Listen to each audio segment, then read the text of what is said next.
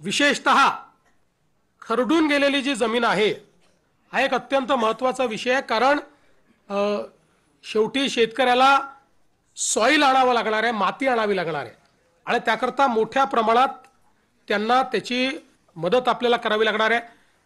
आणि म्हणून आपण हा निर्णय केलेला आहे की 47,000 रुपये हेक्टरी त्यांना कॅश कंपेन्सेशन आणि 3 लाख रुपये हेक्टरी हे नरेगाच्या माध्यमातून आम्ही त्यांना देणार आहोत।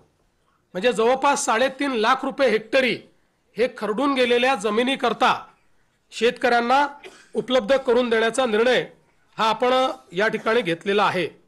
आणि याच्या व्यतिरिक्त सगळ्यात महत्त्वाचं की जे काही कंपेन्सेशन आपल्याला क्रॉपच्या संदर्भात द्यायचं आहे त्या क्रॉपच्या कंपेन्सेशनच्याकडे मी शेवटी येतो।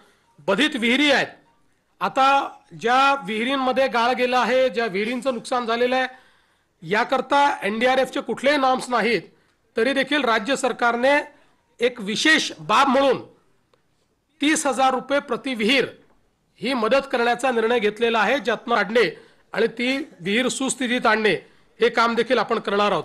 यासोबत अन्य धान्याच्या किट्स वगैरे आपण त्या ठिकाणी देतो, ते मी यापूर्वी देखील सांगितलेलं आहे।